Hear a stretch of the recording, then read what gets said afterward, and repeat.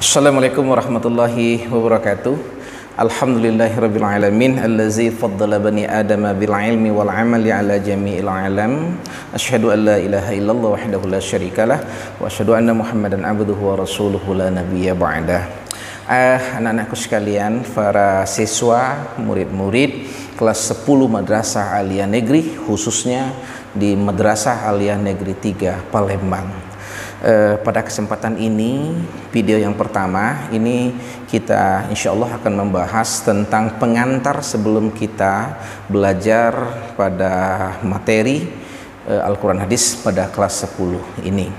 Di awal pertemuan ini anak-anak sekalian, Bapak ingin menyampaikan beberapa hal tentang cara kita belajar Al-Quran Hadis yang perlu dipahami dari awal. Yang pertama, insya Allah setiap kali pertemuan itu kita akan selalu membaca doa kepada Allah. Saya anjurkan belajar apapun, ilmu apapun, itu mengawalinya dengan doa. Ada doa yang kita baca itu mengandung 5 unsur. Sekalian saja kita berdoa kepada Allah. Silakan kalian angkat tangan, kita berdoa kepada Allah Subhanahu wa taala mengawali pertemuan kita saat ini. Alhamdulillahirabbil alamin. Allahumma salli wa sallim ala nabiyyina Muhammad. Allahumma ighfir warham walidina. Allahumma barik asatizatina. Allahumma zidna ilma warzuqna fahma. Ya Allah ya arhamar rahimin. Arti doa ini, ya Allah, pertama adalah pujian kita kepada Allah yang sudah memberikan semua anugerah kepada kita. Alhamdulillah. Kemudian bersalawat kepada Nabi Muhammad SAW. Bukankah Nabi Muhammad yang menjadi perantara yang terpilih Al-Mustafa oleh Allah untuk membawa agama kita, Al-Quran dan hadis ini? Dan yang selanjutnya kita berdoa kepada Allah agar Allah memberikan rahmat dan ampunan kepada orang tua kita yang ada saat sekarang ini, anak-anak sekalian dan juga Bapak. Bukankah kita ini dididik, dibimbing dan tinggal bersama orang tua kita? Makanya sebelum belajar wajar apabila kita juga berdoa kepada Allah agar Allah menyayangi orang tua kita dan mengampuni orang tua, apatah lagi mungkin ada di antara orang tua kita yang sudah meninggal dunia.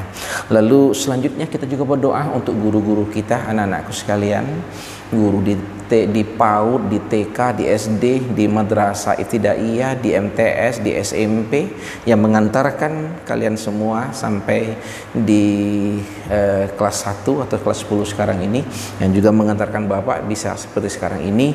Itu kan ada puluhan guru yang sudah banyak berjasa untuk kita.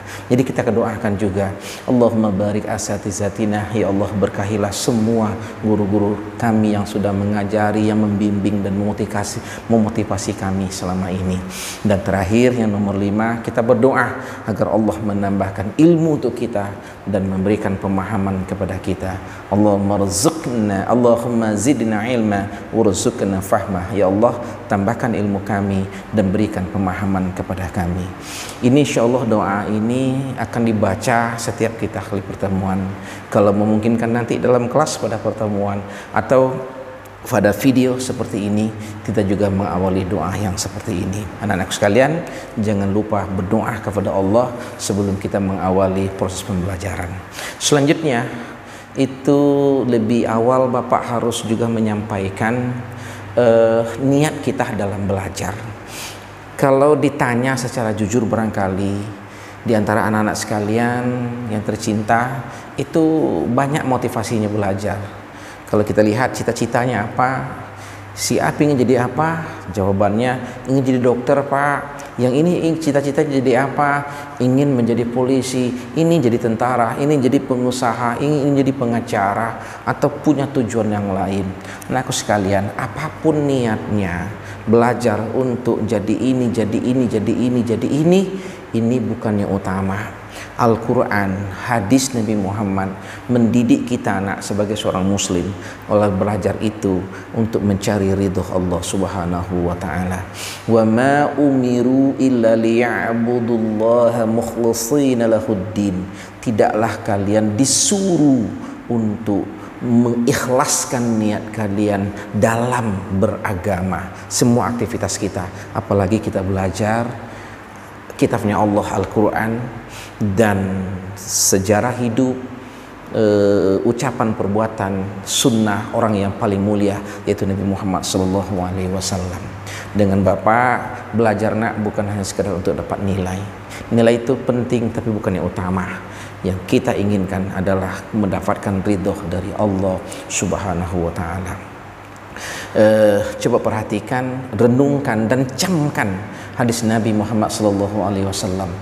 Kalau salah niat dalam belajar nak, bukannya nanti mendapat ridho Allah masuk surga, malah justru akan dijauhkan dari surga itu. Hadis Nabi Muhammad yang diriwayatkan oleh Imam Abu Daud, Rasulullah SAW bersabda, "Man ta'allama ilma mimma yabta'i bihi wajhullahu azza wa jalla la yata'allamuhu bihi illa linasaba du'a ardan minad dunya lam yajid arfal jannati yaumal qiyamah." Barang siapa yang belajar apapun bentuk pelajarannya, yang seharusnya dia itu belajar untuk mengharapkan ridho Allah Azza wa Jalla, tapi dia tidak belajar kecuali hanya untuk niatnya di dunia, pingin jadi ini, pingin jadi ini, pingin jadi ini.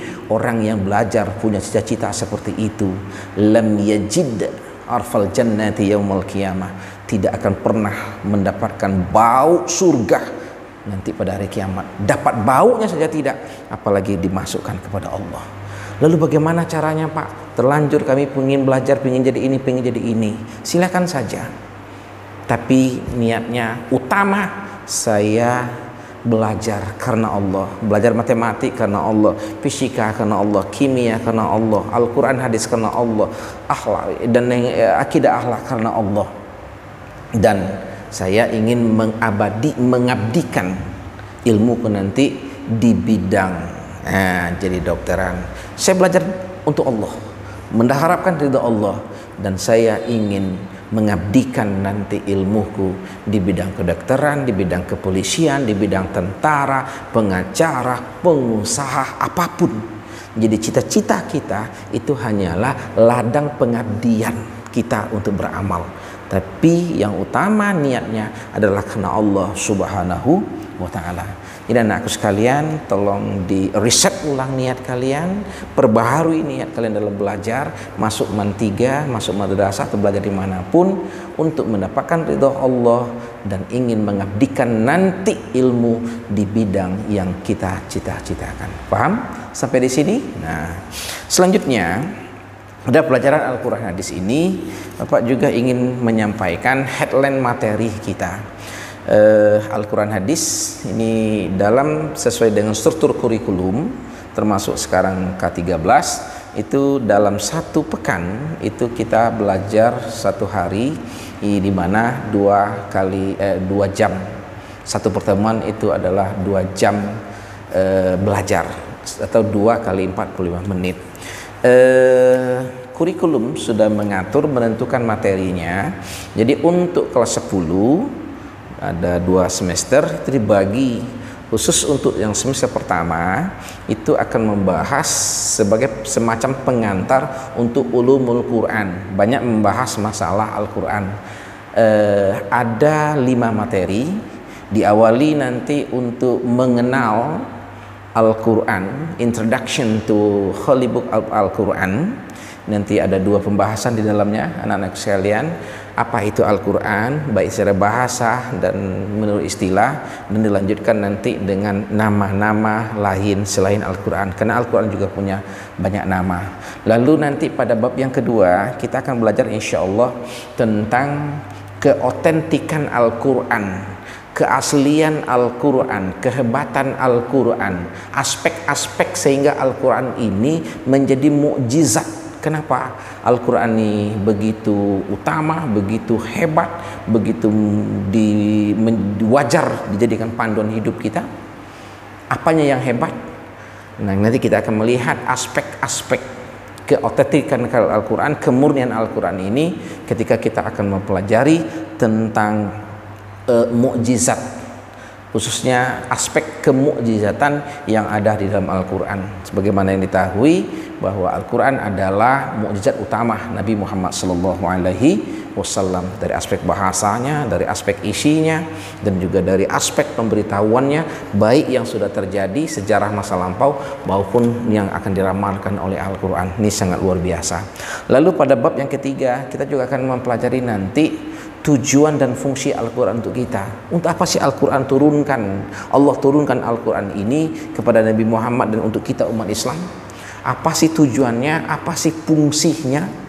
Nanti insya Allah akan kita bahas pada bab yang ketiga. Selanjutnya pada bab yang keempat, kita insya Allah akan bahas tentang isi-isi pokok Al-Quran. Al-Quran yang dimulai dari surah Al-Fatihah sampai An-Nas itu apa saja sih isinya? Secara gamblang, secara umum, paling tidak dia berisi ada 5. Berisi masalah akidah, masalah ibadah, masalah akhlak, masalah muamalah, masalah sejarah. Para ahli cendekiawan muslim terakhir menambahkan lagi bahwa dalam Al-Quran itu ada juga dasar-dasar sains ilmu pengetahuan. Jadi 6. Itu secara global. Insya Allah nanti kita akan bahas contoh-contohnya sehingga kita semakin cintai Al-Quran ini. Lalu yang terakhir, bab yang kelima pada semester 1, insya Allah kita akan bahas salah satu tema yang menjadi menjadi pembahasan dalam Al-Quran tentang tujuan penciptaan manusia di muka bumi ini menurut Allah. Apa sih tujuannya? Kenapa kita lahir ke muka bumi ini? Untuk apa kita ini? Maka kita lihat bagaimana Allah menjelaskan melalui ayat Al-Quran. Secara umum ada 2. Pertama, kita diciptakan oleh Allah ini untuk menjadi khalifah di muka bumi yang bertugas untuk memakmurkan bumi ini, melestarikan alam semesta ini. Kita adalah khalifah, kita adalah pemimpin di antara makhluk yang lain, dan kita harus memakmurkan bumi ini. Lalu yang kedua, secara pribadi kita ini diciptakan oleh Allah untuk mengabdi, untuk tunduk, untuk beribadah kepada Allah itu. Bagaimana caranya nanti? Insya Allah akan kita bahas pada bab yang kelima. Wa ma khalaqtul jinna wal insa illa liya'budun. Tidaklah kuciptakan jin dan manusia kita ini, kata Allah, kecuali hanyalah untuk menyembahku. Nah, sampai bab yang kelima ini adalah semacam pengantar singkat tentang Al-Quran. Belum terlalu mendetail, karena kalau mendetail biasanya kita akan belajar tentang ulumul Quran, pembahasannya lebih panjang. Dan nanti pada semester yang kedua, insya Allah kita akan membahas masalah hadis dan hal-hal yang berhubungan dengannya. Lagi-lagi anak-anakku sekalian, ini hanyalah pengantar ulumul hadis, ilmu-ilmu hadis. Juga ada 5 bab insya Allah. Yang pertama adalah akan membahas masalah pengertian hadis dan istilah-istilah seputar hadis. Hadis menurut bahasa dan hadis menurut istilah. Juga nama lain, karena di samping dikenal sebagai hadis, hadis juga punya nama lain, kadang disebut sunnah, khobar, asar, dan khobar, asar. Jadi ada hadis, sunnah, ada khobar, ada asar. Ini semuanya merujuk kepada Nabi Muhammad. Ma'udhifa ila Nabi sallallahu alaihi wasallam min qaulin aw fi'lin aw taqririn. Apapun yang disandarkan pada Nabi Muhammad, baik itu ucapannya, perbuatannya, ataupun persetujuannya selama hidup dia. Tapi nanti akan kita lihat apa sih beda hadis, khobar, sunnah, dan asar. Insya Allah itu nanti pada bab yang pertama pada semester yang kedua. Lalu berikutnya pada bab yang kedua pada semester yang kedua itu nanti kita akan bahas insya Allah tentang unsur-unsur hadis. Apa saja sih kalau disebut hadis, apa yang harus ada? Maka secara umum unsur hadis itu harus terbagi 3. Sebuah ungkapan baru dibilang hadis apabila memenuhi 3. 1, ada sanadnya.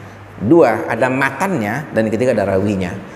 Penjelasan tentang ketiga istilah ini nanti insya Allah akan kita bahas pada bab yang ke-7. Bisa melalui video, mudah-mudahan kita bisa bertemu di dalam kelas. Selanjutnya pada bab yang ketiga pada semester yang kedua, insya Allah kita akan bahas tentang pembagian hadis, pembagian sunnah.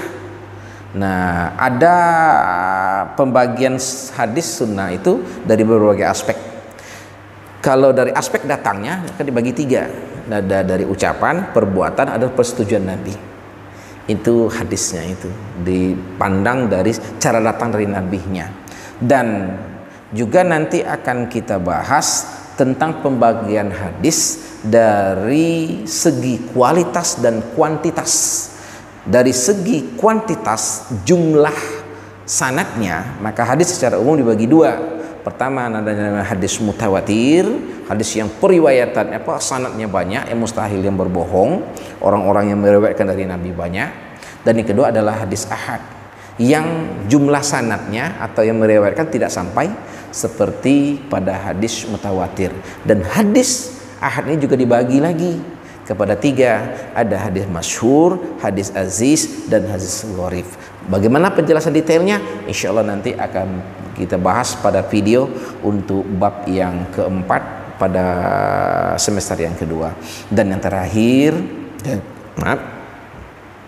hadis di pembagiannya dari kualitasnya. Kualitasnya itu apakah pantas hadis ini diterima atau tidak. Maka dibagi kepada tiga. Nanti ada namanya hadis sahih. Ini yang hadis yang memiliki 5 unsur persyaratan, yaitu sanadnya bersambung, sanadnya punya hafalan yang bagus, terpercaya, adil, hadisnya tidak mengandung cacat, hadisnya tidak mengandung kejanggalan.